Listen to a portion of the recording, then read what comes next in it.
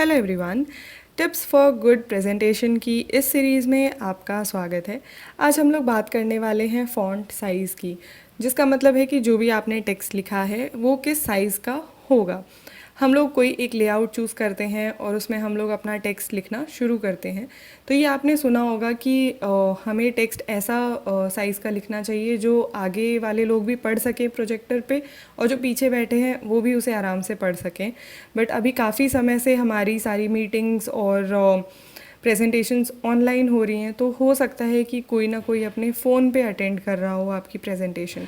इसीलिए आपको ये भी ध्यान रखना चाहिए कि आपका फ़ॉन्ट साइज़ ऐसा हो कि वो फ़ोन की स्क्रीन में रीडेबल हो। अब मान लीजिए आपने कुछ टेक्स्ट लिखा है, कुछ पॉइंट तक आप लिखिए, टेक्स्ट का साइज़ चेंज नहीं होता है। जैसे ये जो बॉक्स है, इसमें मैंने 4 लाइनें लिखी, टेक्स्ट का साइज़ चेंज नहीं हुआ। मैंने एक और लाइन लिखी तो आप देखिए थोड़ा सा छोटा हो गया है टेक्स्ट। अब मैं एक और बार एक लाइन लिखती हूँ तो यहाँ पे टेक्स्ट काफ़ी छोटा हो गया। अब एक और स्लाइड बनाते हैं ताकि हम कंपेयर कर सकें। तो आप जो टाइटल ब्लॉक है उसमें कुछ लिखेंगे तो वो एक पर्टिकुलर साइज़ का होता है, और जो नीचे है वो दूसरे साइज़ का होता है। अब आप स्लाइड शो कीजिए, जहाँ पे आपने ज़्यादा बुलेट पॉइंट्स लिखे थे या ज़्यादा टेक्स्ट था उसका साइज़ काफ़ी छोटा है कंपेयर टू दूसरा केस जिसमें आपने उतनी ही चीज़ें लिखी हैं जिससे साइज़ चेंज ना हो, और ये काफ़ी हद तक रीडेबल है। अब हम देखते हैं कि डिफरेंस कहाँ पे है। आपको याद रखने की ज़रूरत नहीं है कि साइज़ क्या होना चाहिए, पावर पॉइंट खुद से आपको बताता है एक्चुअली। जैसे टाइटल को आप सिलेक्ट कीजिए, वहाँ पे बाय डिफ़ॉल्ट 44 साइज़ होता है हमेशा। आप 44 से ज़्यादा कुछ भी रखिए चलेगा, बट अगर आप उससे कम में जाते हैं तो वो सही नहीं लगता है। उसी तरह से जो टेक्स्ट है उसका साइज़ है 28 से आप एक दो वैल्यूज़ कम जाइए चलेगा, बट अगर ज़्यादा कम हो गया जैसे इस केस में तो वो नहीं चलेगा। यहाँ पे देखिए टेक्स्ट चेंज होते होते 15 तक पहुँच गया है, तो 15 तो बिल्कुल रिकमेंडेड नहीं है।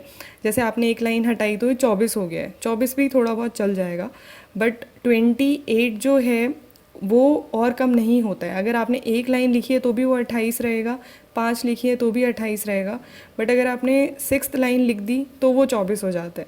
तो आप ये अवॉइड कीजिए कि टेक्स्ट का साइज़ कम हो रहा है आपके लेआउट में।